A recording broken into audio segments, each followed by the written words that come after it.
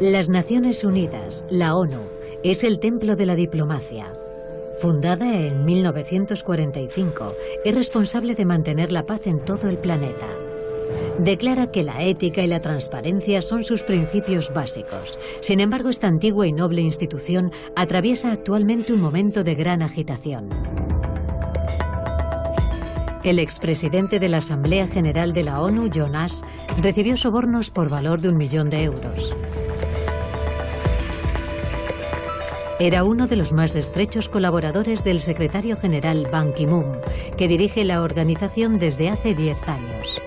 Hoy, la ONU se ve afectada por múltiples escándalos. Su reputación se ha visto empañada por casos de corrupción, trata de seres humanos y despilfarro de fondos públicos. Al parecer, una parte iba destinada al propio adjunto principal. Oí que 12 millones de euros iban para él. La gente siempre ha sido codiciosa y sigue siéndolo. Por desgracia, la codicia sigue mandando en la organización. De puertas para adentro, algunos acusan a las Naciones Unidas de encubrir estos delitos. Una persona anónima del personal ejecutivo de la ONU ha llegado a crear un personaje virtual para denunciar el código de silencio que impera bajo el mandato del secretario general. Ban Ki-moon often speaks of zero tolerance, meaning he's got zero tolerance for anyone trying to tarnish the image that he wanted to create. ¿La corrupción invade la ONU? ¿No es capaz el guardián del mundo ni de poner orden en su propia casa? ¿Acaso tiene intención de hacerlo?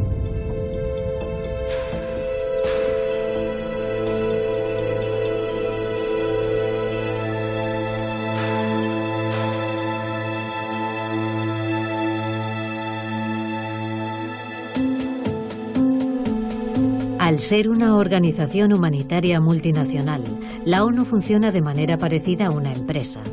Casi nunca reparamos en el hecho de que para mantener la paz mundial se requiere una operación logística.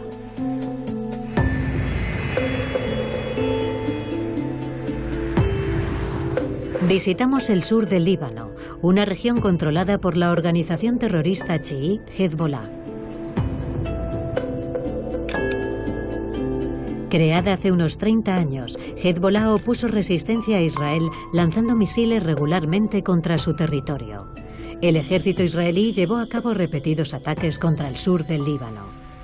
Desde 1978, la Fuerza Provisional de las Naciones Unidas en el Líbano, UNIFIL, intenta restablecer la autoridad del Estado libanés en esta devastada región.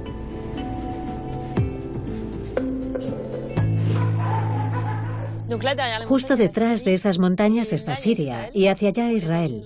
Por tanto, estamos en una zona muy inestable. El objetivo principal de la misión para restablecer la paz en la zona, después de múltiples enfrentamientos bélicos, es asegurar la frontera con Israel.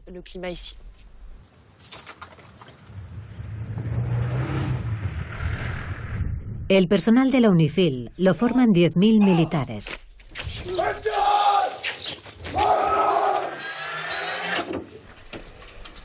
Bien, esta es la ruta de patrulla. Carretera XS, carretera 1000, Víctor Charlie 16, Víctor Charlie 12. En caso de fuego de misil, intervenimos con fusil automático ligero en el área de sospecha. Si el lanzamiento se produce, abandonamos la zona lo antes posible para evitar una respuesta israelí. La UNIFIL no es simplemente una fuerza militar armada y preparada para entrar en combate. Es también una operación logística descomunal.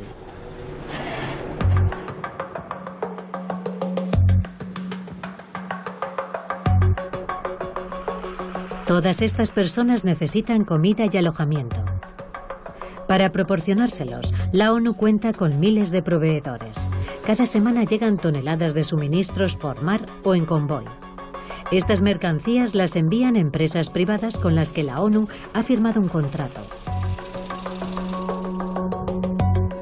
Una jefa de logística nos muestra las distintas partidas de gasto, como el repostaje. ¿Quién suministra este combustible? Una empresa contratada por la ONU. ¿La ONU se encarga de suministrarles el combustible? Sí, correcto. Para el abastecimiento de los campamentos del Líbano, la ONU concedió una licitación de 3 años a una empresa petrolera radicada en Beirut, con un contrato de 68 millones de euros. Una base de la ONU también incluye alojamiento, a menudo en forma de contenedores habitables como estos, que suministra principalmente la empresa italiana Corimec. Este es el típico dormitorio de todos los soldados de la fuerza. Aquí duermen 2 personas, pero podrían ocuparlo 3 o 4, añadiendo mobiliario. ¿Y cómo llaman a esta clase de alojamiento? Informalmente Corimec, que es la marca de estos contenedores que se utilizan en los campamentos. El último pedido de estos contenedores que hizo la ONU a la empresa fue por valor de 6 millones de euros. Para dar de comer a las tropas, cada semana se necesitan toneladas de provisiones. ¿La comida se trae de Beirut y también desde otros países? Sí, de muchos lugares, en barco o en avión. ¿De todo el mundo? De todo el mundo, prácticamente. Los yogures, por ejemplo, vienen de Croacia. La carne de España. De España y Croacia, normalmente. ¿Eso qué es? Es queso Gouda. ¿Es un producto básico? Pues sí. Se come mucho queso.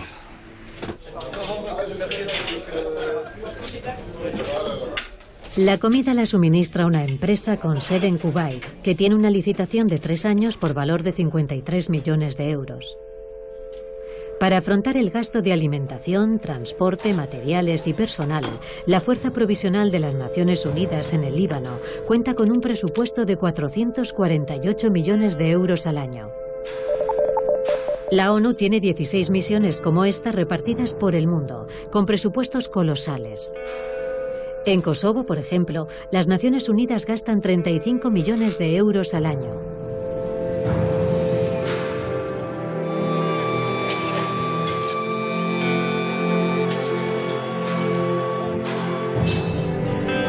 En Darfur, Sudán, cada año se destinan 1.000 millones de euros para asegurar la región, después de una guerra civil y un genocidio. Incluso en Haití invierten anualmente 340 millones de euros en la estabilización del país.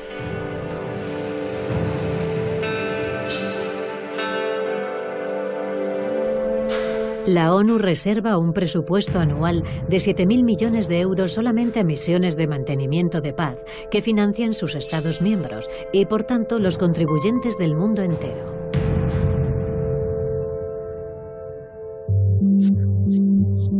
Estos miles de millones se gestionan en la sede central de la ONU en Nueva York, concretamente en la División de Adquisiciones.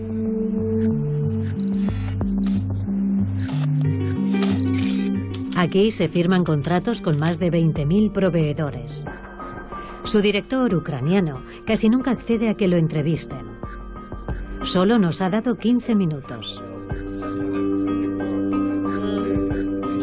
Según él, el dinero público está bien gestionado. El principio fundamental de las adquisiciones de las Naciones Unidas es el principio de la relación óptima, costo-calidad. No compramos lo más barato, pero tampoco lo más sofisticado, por ejemplo. Buscamos algo que esté en un término medio.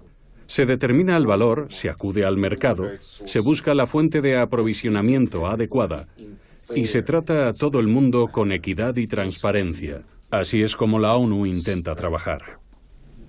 Fantastic. La ONU impone un estricto código de conducta a sus proveedores.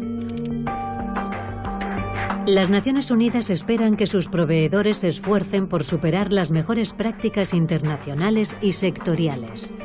Y en el apartado dedicado a la corrupción, las Naciones Unidas esperan que sus proveedores cumplan las normas más estrictas de conducta ética y moral. La División de Adquisiciones convoca periódicamente a sus proveedores para que asistan a seminarios donde les recuerdan las normas. No se nos permite grabar ninguno, pero hemos conseguido fotografías de uno de ellos, celebrado en 2015. En estas conferencias se detallan las necesidades de la ONU y se celebran reuniones previas a la firma de contratos.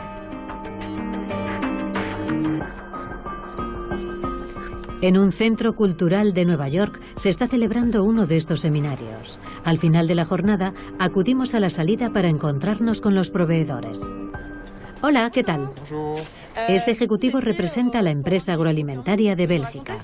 Sí, hoy era el primer día. El seminario dura 2 días. Ha habido varias conferencias y reuniones con los jefes de adquisiciones de las Naciones Unidas para los distintos servicios. No es fácil la provisión de estos servicios. Las Naciones Unidas les han advertido que deben ser impecables. ¿Usted podría invitar a alguien de la ONU a comer para profundizar sobre algún tema? No. Nos han dado a entender que eso está prohibido. No te dicen expresamente que esté prohibido, pero se sobreentiende. Bromean diciendo que no tienen tiempo de quedar a comer con miles de proveedores. Pero yo creo que, como en cualquier licitación pública, ese tipo de procedimiento está prohibido. Entiendo, está muy... Sí, muy reglamentado, es muy estricto. Advierten a los proveedores que está absolutamente prohibido saltarse las normas, de manera que si lo hacen, pasarán a engrosar una lista negra de la ONU que prohíbe a la organización volver a firmar contratos con ellos. La ONU presume de gastar todos estos miles de millones con rigor y transparencia. Era de esperar, dado que funciona con dinero público. ¿Pero es siempre tan comedida con las empresas cuyos servicios contrata? En Haití, en 2010, un gran escándalo dejó al descubierto sus deficiencias. Las consecuencias fueron dramáticas para un país que ya atravesaba graves dificultades para recuperarse del terremoto ocurrido unos meses antes.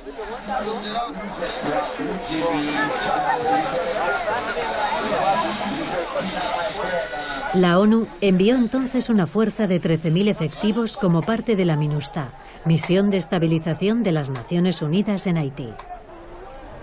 Para gestionar las aguas residuales de sus campamentos, contrataron los servicios de una empresa local llamada Sanco.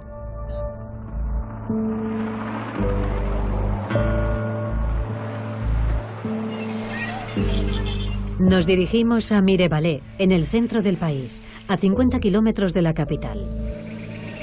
Este campamento, ahora abandonado, fue asignado a los pacificadores de la ONU y Sanco debía tratar sus aguas residuales.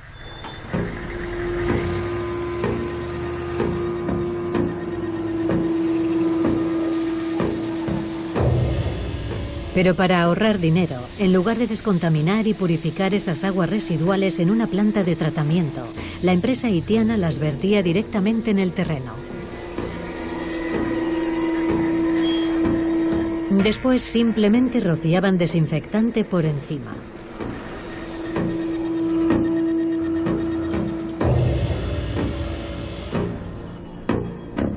Este agricultor vive a pocos metros del hoyo donde se vertieron esas aguas residuales. Durante meses tuvo que vivir en un entorno pestilente. Retrete. Retrete. Ahí tiraron los excrementos. ¿Qué empresa era? Sanco. Vino el camión, vació todo el tanque en el agujero y se largó. ¿Lo taparon después?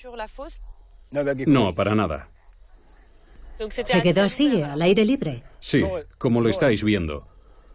Los excrementos se filtraron y llegaron al río. Con la acción de las lluvias, las heces han contaminado el agua del río que fluye más abajo. Y ese río desemboca en uno de los principales cursos fluviales de Haití, que la población utiliza para lavar, cocinar y beber. Para empeorar las cosas, en este campamento varios de los nepalíes de la Fuerza de Mantenimiento de Paz de la ONU eran portadores de cólera y el virus se propagó rápidamente por todo el país. En octubre de 2010, una epidemia sin precedentes se extendió por todo Haití. El cólera, que pensaban que había desaparecido de la isla hacía un siglo, de repente estaba matando a un individuo tras otro en cuestión de horas. En 3 años, la epidemia se cobró la vida de casi 9.000 personas. Según varios estudios científicos, la epidemia de cólera en Haití es directamente atribuible a miembros de las fuerzas de mantenimiento de paz de la MINUSTAH. Expertos de la ONU reconocieron en un informe sobre el brote de cólera que las condiciones de higiene en el campamento de Mirebalais eran deficientes.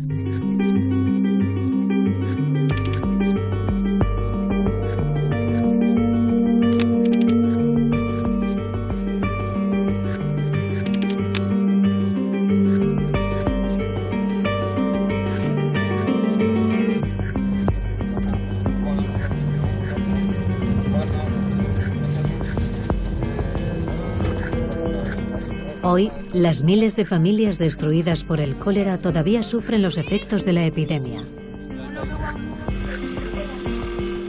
Es el caso de Seid, de 51 años, y de su hija Clermita, de 8.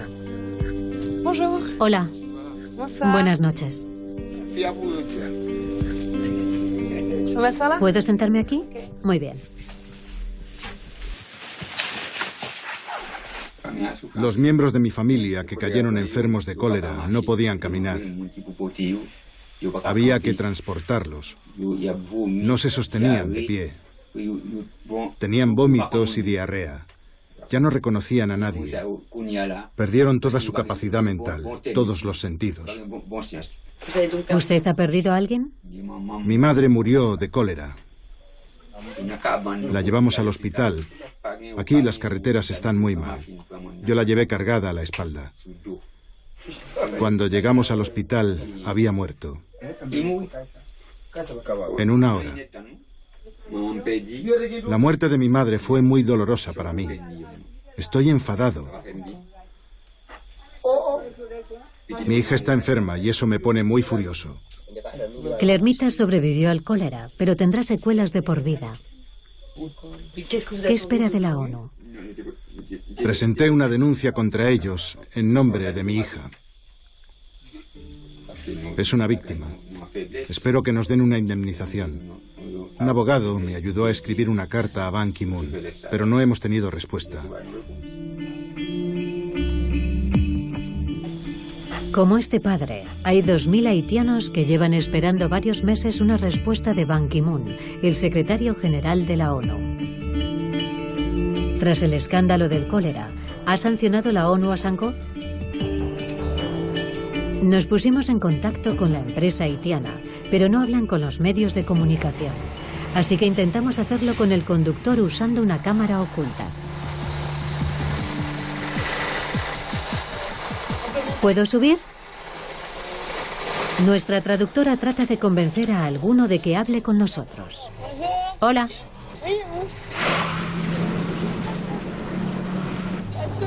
¿Fue sancionada la empresa por la MINUSTAH? ¿O en realidad no lo fue? No, en absoluto. Sanko trabajaba con la MINUSTAH antes del cólera y siguió trabajando para la MINUSTAH después del brote de cólera. ¿Han cambiado recientemente su conducta con Sanko respecto a la calidad del servicio? No, no ha cambiado nada. ¿Ningún cambio? ¿Ni siquiera después del cólera? No. Después de la epidemia de cólera, la ONU siguió firmando contratos con Sanko, como demuestran estos documentos. En agosto de 2012, por ejemplo, concedió una licitación a la empresa por valor de $420.000, casi 370.000 euros. Hey, my family's been a contractor for the UN for a long time. We do a lot of business together. De 2010 a 2014, la ONU concedió nuevas licitaciones a Sanko por valor de casi 1 millón de euros. ¿Cómo es posible que una empresa implicada en un escándalo sanitario que ha causado la muerte a más de 9.000 personas siga dando servicio a la ONU? Volvemos a Nueva York para plantear esta pregunta a la División de Adquisiciones, supuestamente la responsable de vigilar las prácticas empresariales. A su director no le agrada que les pongan las contradicciones de la ONU. ¿Por qué trabajan con Sanko si está relacionada con la epidemia de cólera en Haití? ¿Con el cólera en Haití? Hasta donde yo sé, Sanko no figura en la lista de proveedores de las Naciones Unidas desde hace algún tiempo. Hay contratos firmados en 2012, 2013, 2014. En las Naciones Unidas hay adquisiciones globales y adquisiciones locales. En este caso, además, estaba la gerencia de la MINUSTAH. El contrato con Sanco se firmó localmente. Era un contrato local. En el momento en que me comunicaron tales deficiencias en el desempeño de su labor, encargamos una auditoría y la empresa fue descalificada por la oficina de Nueva York. Pero, como se pueden imaginar, tenemos varias decenas de miles de jefes de adjudicaciones en la ONU y miles de contratistas locales. Desde la distancia no puedo saber lo que está pasando en Haití, en Costa de Marfil o en otra parte, a menos que la misión en Haití o donde sea me informe del asunto. ¿Y no le informaron? Pues no lo sé. Era un contrato local. Queda claro que la Oficina Central de la ONU en Nueva York desconoce lo que hace la ONU en el mundo. So maybe the procurement division needs to spend a couple of bucks on a dictionary. Most thrift shops will sell you a dictionary for $2. Just make sure you get one that includes the word accountability. El rasgo distintivo de las Naciones Unidas es que no está obligada a rendir cuentas ante nadie. Tiene el privilegio de la inmunidad. Por graves que sean sus deficiencias e incumplimientos, en principio la ONU no puede ser declarada culpable por un tribunal nacional. Pero unos pocos abogados han impugnado esa inmunidad. Son letrados estadounidenses y haitianos y representan a 5.000 víctimas del cólera. En 2013 presentaron una denuncia ante tribunales estadounidenses. Hoy van a asistir a la vista. No pueden alegar que ellos no trajeron el cólera a Haití y que no tienen la obligación jurídica de indemnizar a las víctimas. Solo tienen el argumento de la inmunidad, y si esa inmunidad desaparece, volverán a salvar vidas otra vez. El levantamiento de la inmunidad es la única forma de lograr que se indemnice a las víctimas. Como abogado, ¿es más difícil lidiar con las Naciones Unidas que con una empresa privada? Sí, mucho más difícil. Y es irónico porque, en principio, la ONU es una organización que fue creada para promover los derechos humanos. Pero en Haití, 9.000 personas murieron y los derechos humanos se dejaron de lado. Por eso es posible que por primera vez la inmunidad se suprima.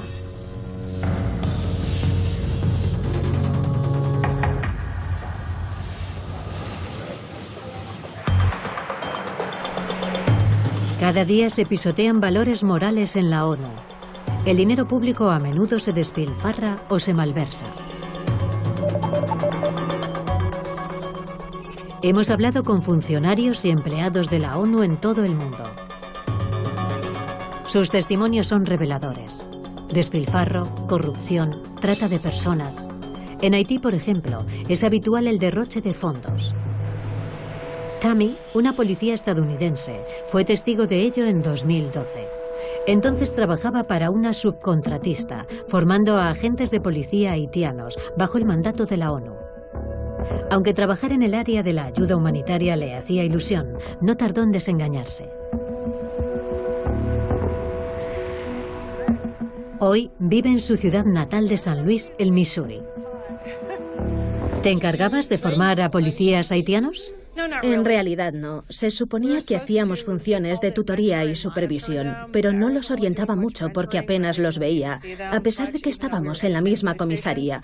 Solo una vez vi a la policía haitiana en un coche y les hice una foto. ¿Y cómo pasaba el día entonces? Me pasaba las horas muertas en el ordenador jugando por internet, o jugaba al dominó con los cascos azules jordanos. Y eso era todo. Yo lo puse en conocimiento de mi contingente, el contingente estadounidense, y me dijeron que nuestra misión era esa nada más, que así era la misión. ¿No hacer nada? Básicamente sí. ¿Cuánto le pagaban? $124.000 al año en total. PAE, la empresa contratista, pagaba casi la mitad y la ONU el resto. ¿Entonces era un despilfarro? Un despilfarro total. Este ejemplo no es un caso aislado. En Darfur, la ONU tiene empleadas a 20.000 personas y dilapida millones de euros cada año. Conseguimos contactar con un funcionario de la ONU que trabaja sobre el terreno. Lamenta la irresponsabilidad de sus colegas. El 80% de las personas que integran la misión no trabajan. Ni siquiera saben por qué están ahí. Me siento fatal por todo el dinero que están aportando los donantes y por los millones de dólares que no se gastan como es debido. ¿Cuáles son los mayores derroches que se hacen? En la actualidad, el mayor despilfarro se hace en los recursos de transporte aéreo. A veces lo usan como un servicio de taxi. Se hacen vuelos en helicóptero hasta una base de operaciones con solo 1 o 2 personas a bordo, sin tener en cuenta que cada uno de esos desplazamientos cuesta unos $14.000. Fantastic!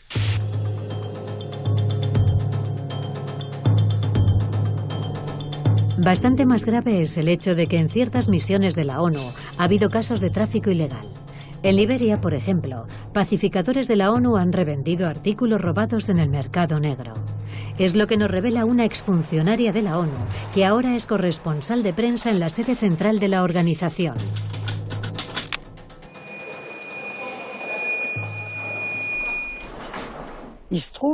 En una ocasión quería comprarme un ordenador portátil. Y alguien me dijo, oye, la policía nigeriana ya ha vuelto de vacaciones y sé de alguien que puede venderte uno. ¿Policías o cascos azules? Los policías con bandera de la ONU son cascos azules. Así que fui a la Comisaría Internacional de Policía y me quedé perpleja. Había teléfonos móviles, ordenadores, había de todo y podías elegir lo que quisieras. ¿Era habitual que los cascos azules hicieran negocios ilegales? Sí, claro que sí, sin duda. El tráfico ilegal es todavía más indignante si tenemos en cuenta que a veces deja a la población local sin artículos básicos. Me ponía mala porque de los contenedores cargados de arroz que mandaba el Programa Mundial de Alimentos, al final casi no llegaba nada de ese arroz a los campos para desplazados internos. Lo veías en los mercados, se revendía, igual que los medicamentos. ¿Quiénes lo revendían? Gente de la ONU encargada de supervisarlo y que estaba en el puerto. Eran los responsables de su distribución. Me parecía indignante. Y cuando hacía preguntas, en fin, no había respuesta. Pues vale. Fantastic! Anteriormente a este tráfico ilegal, eran habituales los robos, como en la misión en Haití. Fue lo que descubrió en los almacenes una antigua empleada que trabajó 3 años para la ONU. Robamos varias veces en los almacenes. Placas solares, baterías, discos duros. ¿A pesar de las cámaras y los guardias de seguridad? Sí, a pesar de eso. ¿No se descubrió quién lo hacía? No. ¿No se sancionó a nadie? No. Según ella, a los empleados de la ONU involucrados en estos robos les pagaron por su silencio. Alguien me dijo, el dinero que vamos a ingresarte en tu cuenta lo retiras y lo colocas aparte para pagar las tasas universitarias de tu hijo.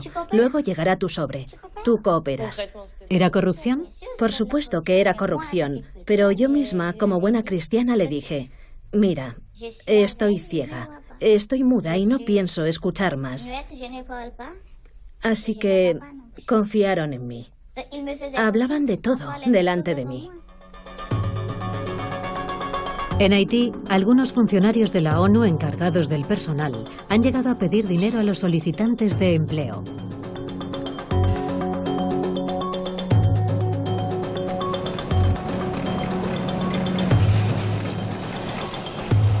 Nos reunimos con un testigo haitiano que trabajó 6 años para la MINUSTAH.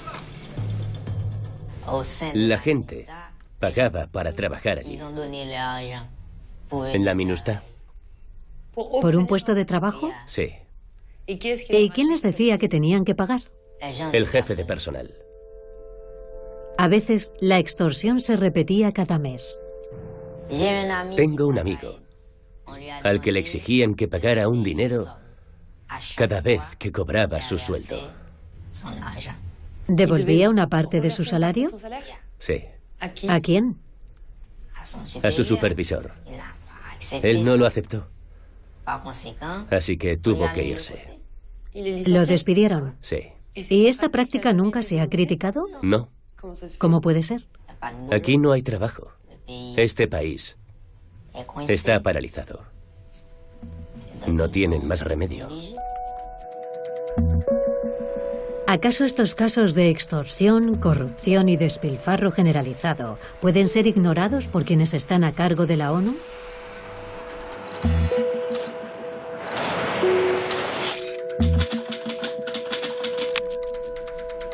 Planteamos estas cuestiones al director de la División de Adquisiciones. Pero al parecer es un asunto muy delicado. ¿Están ustedes seguros al 100%? No. El área de las adquisiciones siempre será un área de riesgo. Las adquisiciones siempre requieren atención. Las tentaciones son muchas y hay que esforzarse. Me gustaría saber, para entender por qué a veces hay problemas, ¿me entiende? Porque... No. ¿Qué más tiene en su lista? Quiero saberlo todo antes de seguir grabando. Bueno, querría plantearle una última pregunta sobre el despilfarro. Sería una pregunta más bien general sobre el despilfarro de fondos. Por ejemplo, en Darfur, donde la gente dice que se han perdido infinidad de contenedores y que se malgastan millones. Y saber si para usted eso es un problema. Es mi última pregunta. Usted está haciendo un reportaje de investigación. Adiós. Chris, acompáñalos abajo. Es imposible plantear estas preguntas. Sin embargo, no es algo nuevo. En 2005 ya salió a la luz un gran escándalo de corrupción que sacudió las Naciones Unidas. Podría ser el mayor escándalo al que se ha enfrentado nunca la ONU. La información descubierta empañará su reputación y la de su secretario general, Kofi Annan. Petróleo por alimentos, el escándalo que sacudió la ONU. Así lo contó un periódico iraquí. Tras la invasión de Kuwait en el año 1990, la ONU impuso un embargo a Irak. Pero esta sanción mataba de hambre a la población iraquí. 6 años más tarde, la ONU autorizó a Irak a vender su petróleo para alimentar a su población. Se trataba del programa Petróleo por Alimentos.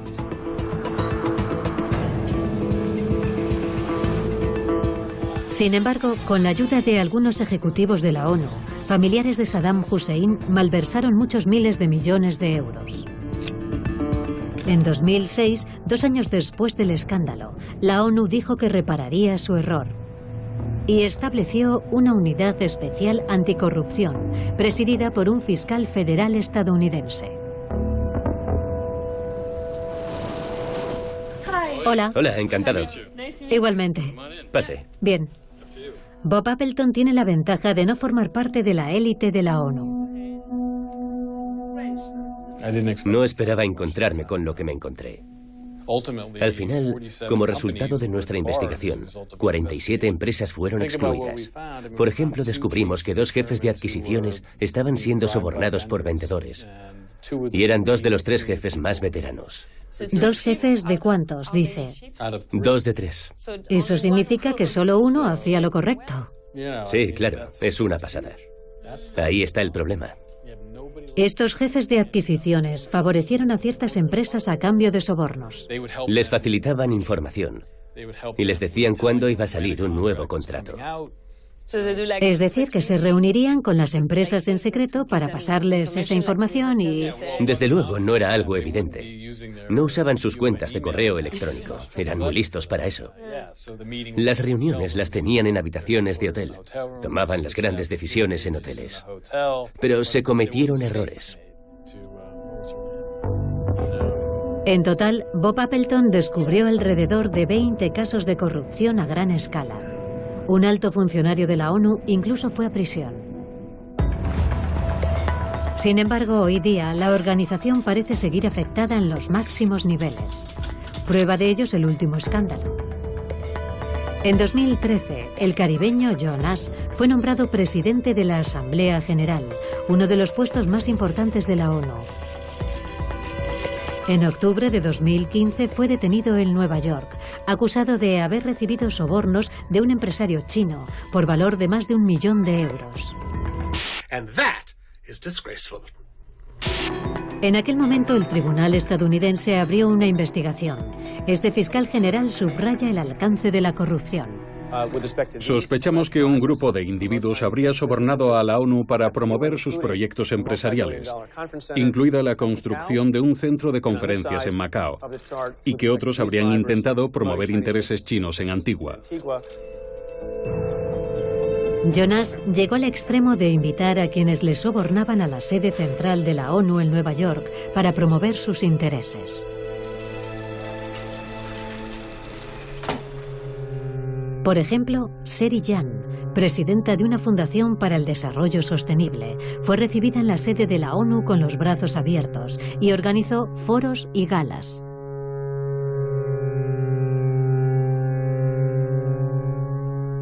A este otro, un multimillonario chino, se le concedió el privilegio de ser presentado al secretario general.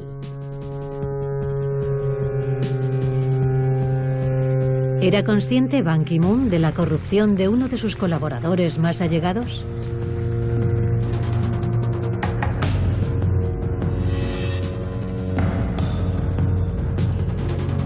Dada la imposibilidad de hablar con el propio secretario general, se lo planteamos a su portavoz en una conferencia de prensa.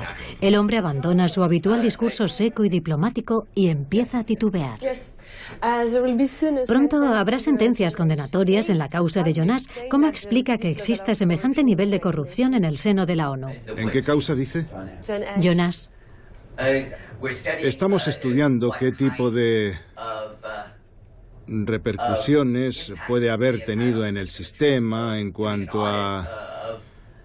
Los diversos grupos implicados están siendo objeto de una auditoría y confiamos en que se haga con premura para saber exactamente hasta qué punto esos grupos, incluida la Fundación Subka, han participado en las operaciones de las Naciones Unidas.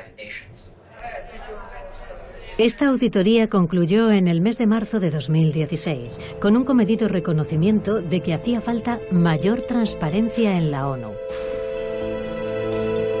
Jonas murió en junio de 2016, unos meses antes de su juicio. Habría sido condenado a 3 años de prisión.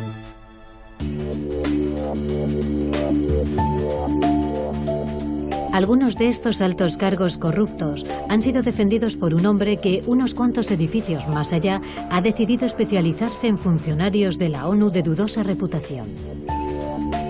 Arkady Buk es abogado y originario de Azerbaiyán. La gente siempre ha sido codiciosa y sigue siéndolo. Por desgracia, la codicia sigue mandando en la organización. Hasta donde yo sé, el número de detenciones al año es más o menos el mismo. No es que sean tantos, pero aparentemente, el número de casos de corrupción y transacciones en beneficio propio, o de malversación e incumplimiento de obligaciones fiduciarias, se mantiene en el mismo nivel. En su opinión, ¿por qué está tan extendida la corrupción en la ONU? Bueno, aquí lo principal es que ese dinero pertenece a las Naciones Unidas. Pertenece a todo el mundo. Y cuando el dinero es de todos, no es de nadie. Y eso es lo que genera la situación, la oportunidad de robar. Y así seguirá. Es posible que dentro de unos siglos la situación haya cambiado, pero yo tengo el trabajo asegurado para el resto de mi vida, sin duda.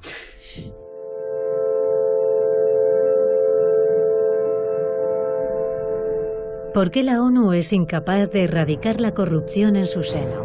¿Acaso tiene intención de hacerlo? De acuerdo con Bob Appleton, Ban Ki-moon no tiene la menor intención de cambiar las cosas. Tras 3 años de actividad, la Unidad Especial de Anticorrupción fue disuelta. oficialmente por falta de actividad. ¿Por qué se desmanteló la Unidad Especial Anticorrupción? Porque hicimos nuestro trabajo. Debido a lo que averiguamos. No estábamos dispuestos a enterrar o a esconder lo que descubrimos. Informamos sobre lo que habíamos descubierto y pensamos que hacíamos lo correcto y que era positivo. En fin, no creo que la organización pensara que lo hacíamos por lealtad hacia la organización. Pero nosotros, desde luego, sí que lo consideramos así. Intentamos adecentar el lugar, despejándolo de individuos corruptos y empresas corruptas. ¿Y cómo reaccionó Ban Ki-moon? No quiso nombrarme para el puesto. No es que me despidiera. Mi contrato había expirado. Si hubiera tenido intención de supervisar algo, habría confirmado mi nombramiento. Ver que al final no ha salido nada de todo esto es una decepción muy grande. Antes de su destitución, Bob Appleton había publicado informes sobre casos de corrupción en Afganistán, Etiopía e Irak. Todos han quedado en papel mojado. We don't want no investigators poking around. We has commercial secrets to protect. Let me remind you, ladies, our deal is that when anybody snitches, you say that complaint is a management issue, and you don't do no investigating. Yeah. En la actualidad, para detectar casos de corrupción en la ONU, ya solo queda un equipo. La OSI, Oficina de Servicios de Supervisión Interna. Pero se ha mostrado ineficaz. Creada en el año 1994, tiene 325 empleados repartidos por el mundo. Este departamento sí nos permite grabar, pero nos cuesta acceder a sus cargos ejecutivos. Tenía una entrevista con la Oficina de Investigación de la ONU en ese edificio, pero acabo de recibir un correo electrónico y la cancelan sin más explicación.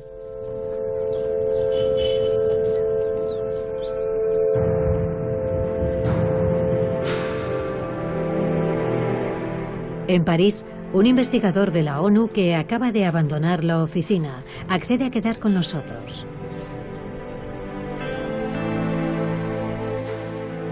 Cuando Peter Gallo entró en la OSI, comprendió que era imposible llevar a cabo su trabajo como era debido.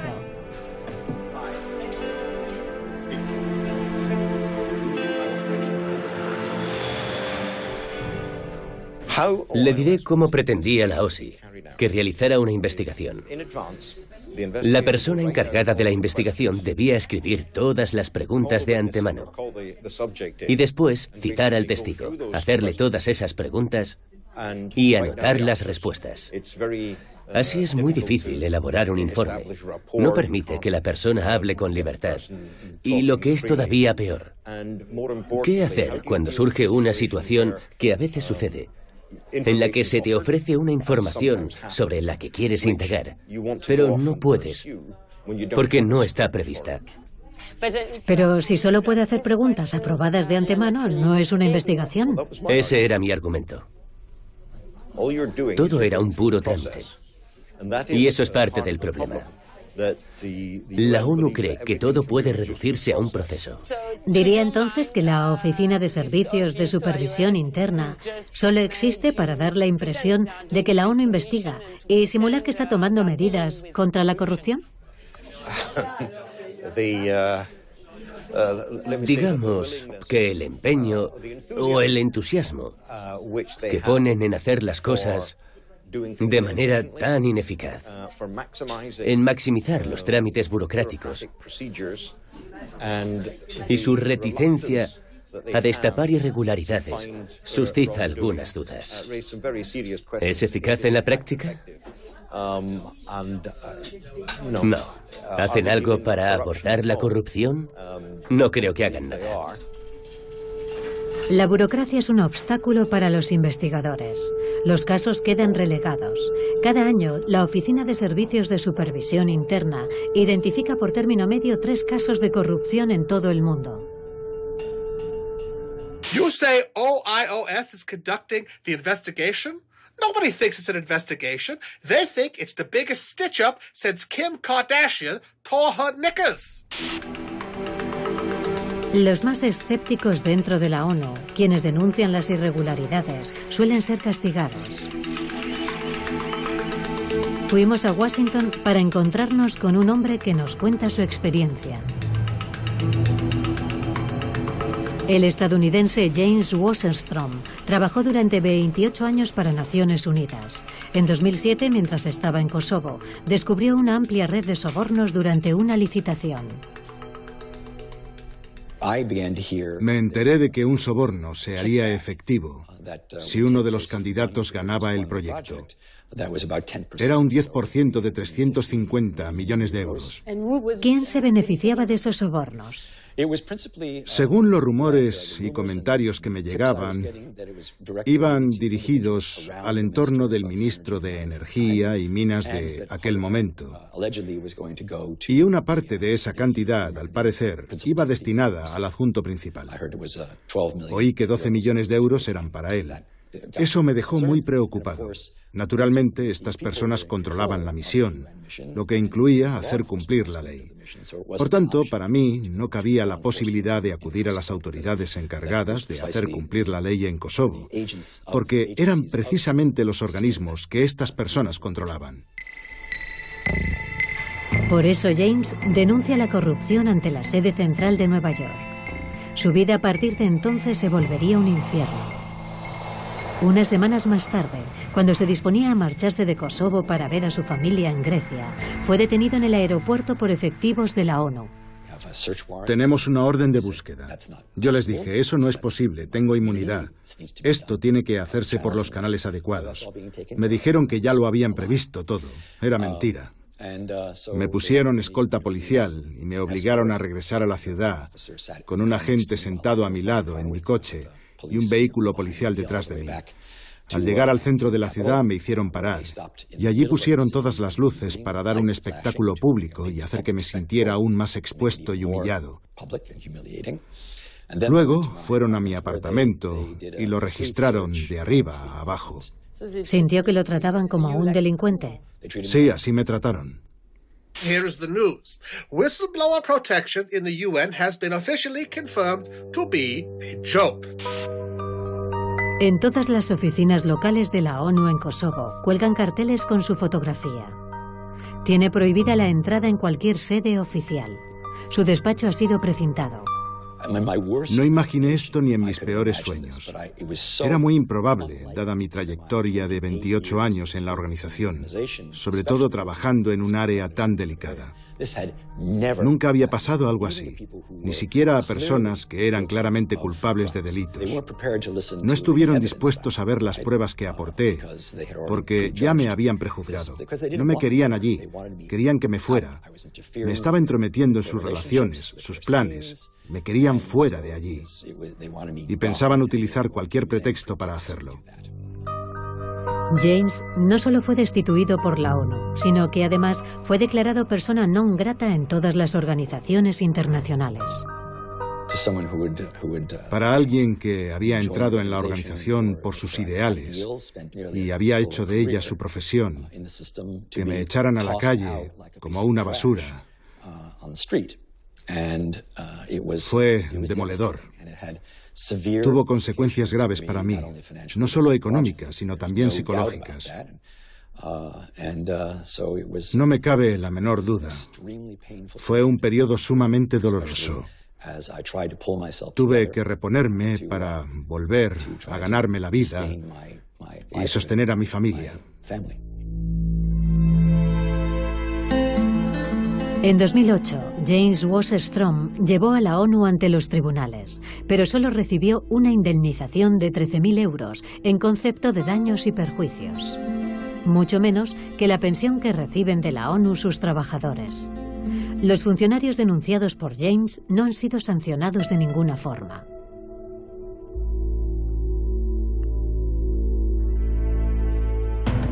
Hoy, el código de silencio, la impunidad, parecen seguir campando a sus anchas en la ONU, incluso en los casos más graves de abusos.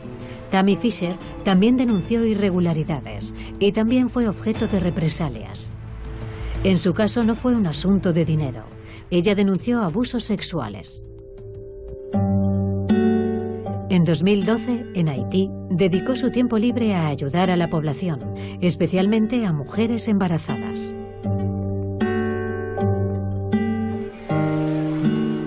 Se hizo popular entre las haitianas. Estableció estrechos vínculos con ellas y se ganó la confianza de algunas.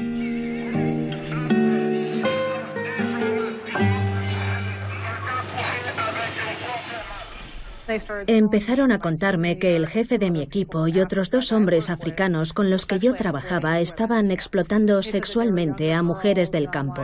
Dijeron que eran niñas. Me pareció increíble, me quedé atónita. ¿Gente que conocías? Sí, así que llamé a otra estadounidense que era coordinadora y, por tanto, estaba un escalón por encima de un jefe de equipo y le conté lo que estaba pasando. En aquel momento habían salido a la luz escándalos sobre violaciones cometidas por cascos azules en Haití, pero también en otros países.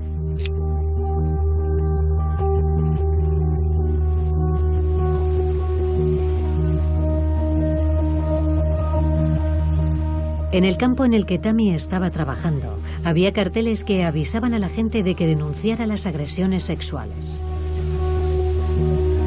Unas instrucciones oficialmente ignoradas por el contratista estadounidense para el que ella trabajaba. Naturalmente, habló con sus superiores, pero comprobó con estupor que no la apoyaban. Se nos envió a todos los miembros del contingente un correo electrónico donde decía que si denunciábamos otro caso de explotación sexual u otro delito sexual, nos íbamos todos a casa. ¿Eso qué significaba? Significa cierra el pico. Tammy denunció numerosos casos de abuso sexual. Su empresa decidió despedirla. La ONU no movió un dedo.